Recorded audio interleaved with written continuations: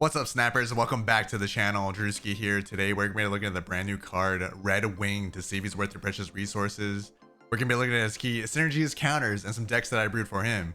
But wait, before we do that, please like the video, please subscribe to the channel. I do weekly reviews of the brand new card in Marvel Snap, so if you don't want to miss out, hit that notification bell right now. And let's get back into it. Part of the interruption, but I want to celebrate a huge milestone with you guys. I am officially a YouTube partner. We have memberships available. I will be providing exclusive content just for members.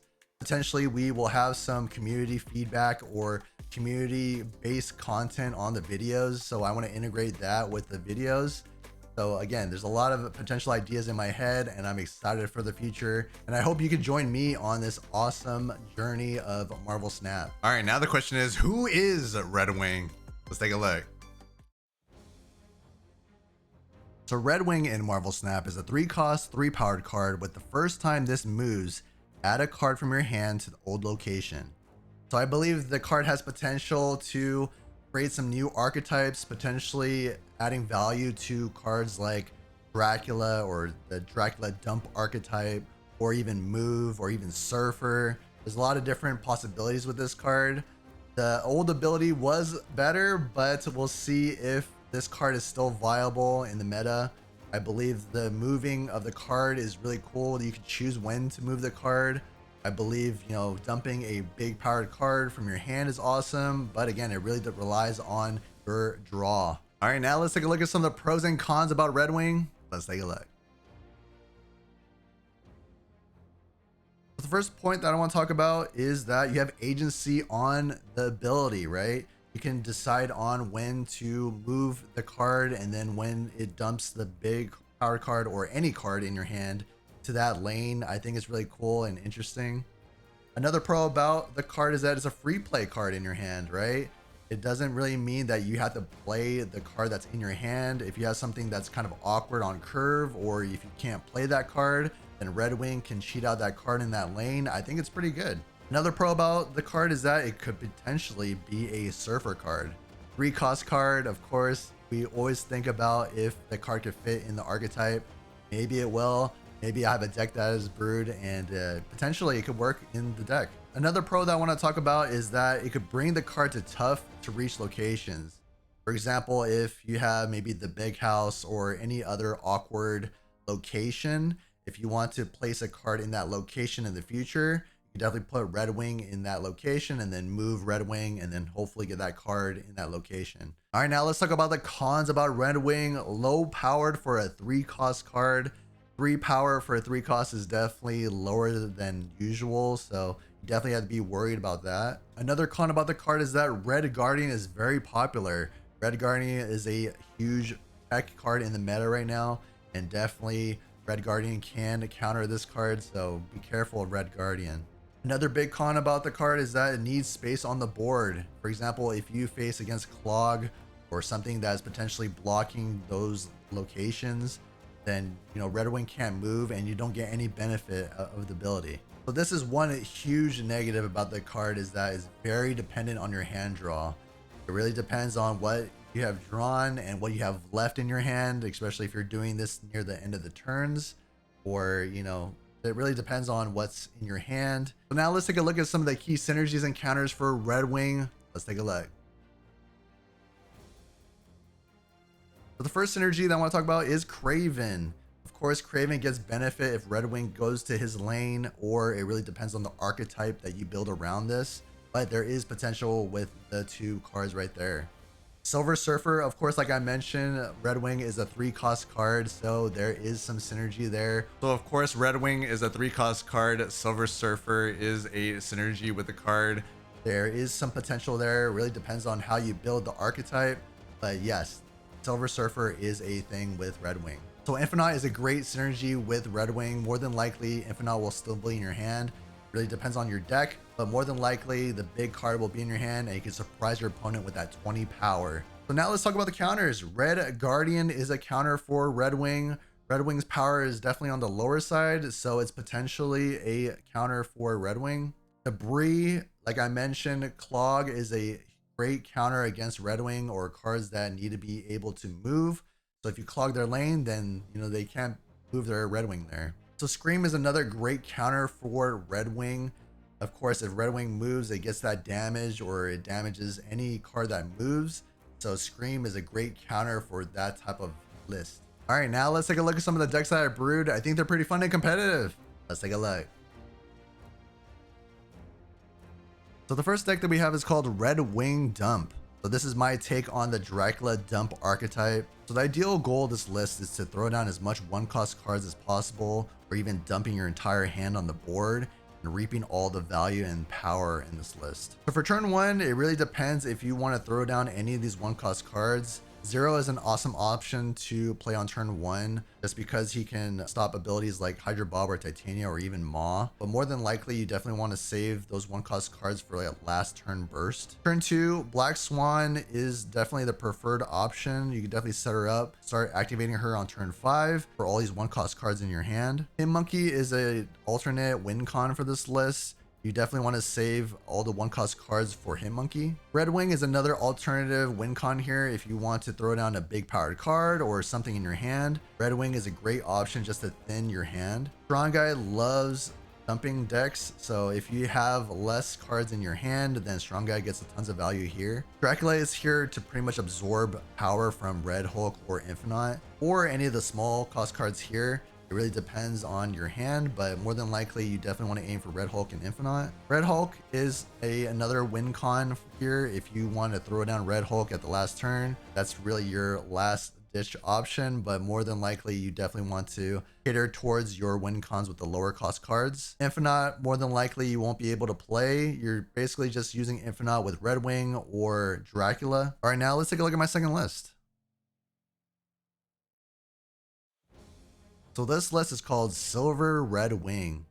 So the ideal goal of this list is to throw down as much 3-cost cards on the board, juice up those 3-cost cards, and just have a last minute burst of power with Silver Surfer. So for turn one, Nova is totally fine to be played. Nova, of course, you have to be careful for cards like Armor or any other Killmongers, or just great on turn two to juice up cards like Brood or Sebastian Shaw. Rogue is an awesome counter right now, especially with all the ongoing cards that are in the meta. Silver Surfer, you probably want to save for the later turns, definitely for that last minute burst of power with him. Killmonger definitely could be played at the later turns with Silver Surfer. It really depends if you have Sarah on the board. Killmonger is a great surprise card. Mobius is a sleeper pick here. There's a lot of energy cheating or energy reduction that's going on, so Triple M is a very huge sleeper tech card. Redwing is here to cheat out any cards that are in your hand. More than likely, anything that's a 3-cost is totally fine with Redwing, but Redwing could definitely surprise your opponent. Akari is another card to cheat out early, or she will be played on her own, but she's a great addition to a Surfer list. Sebastian Shaw, you definitely want to juice up in power with Forge, Silver Surfer, even Gwenpool. Gwenpool, of course, is great to juice up cards like Brood or Sebastian Shaw. Sarah on turn 5 is just a classic move in Silver Surfer. You definitely want to reduce those 3-cost cards in your hand and then just play as much as possible with Sarah. All right, now let's take a look at my third and final list.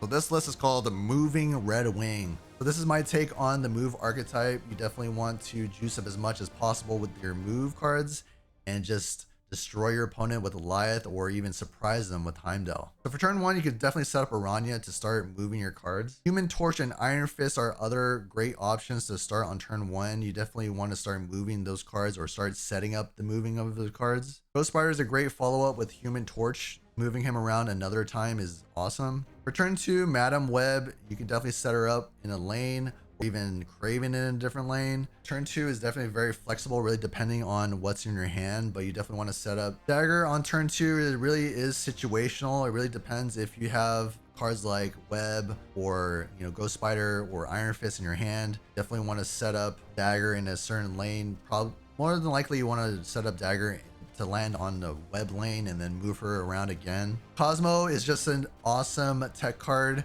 You definitely want to save Cosmo for the right situations, but you could use Cosmo to protect your big powered cards after you start moving them around a lot. Redwing is here just to throw down a card that you haven't been able to play in your hand. More than likely, you would want to hit cards like either Vulture, Human Torch, or Dagger, and then follow it up with Heimdall. That's more than likely the scenario with this list. But again, it's just basically cheating out cards to just put them on the board and then move them. Alliath and Heimdall are awesome finishers for turn 6. For Alliath, you just want to play Alliath if you're winning a certain lane and you want to protect that lane, you could run Alliath. Heimdall is great to just move all your cards at the end to surprise your opponent. All right, now let's take a look at the spotlights that are featured with Redwing.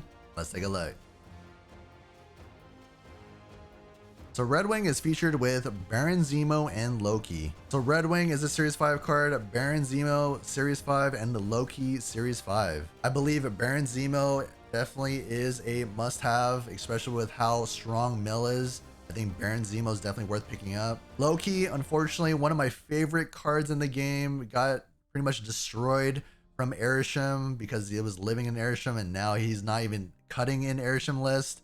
So I would say Loki, unfortunately, is a pass. For the Spotlight variants, I really like the Redwing variant. I love how cartoony, I guess you could say, he looks. Baron Zemo, I know some people are really into this one, but I'm not huge in the cartoony look of this one.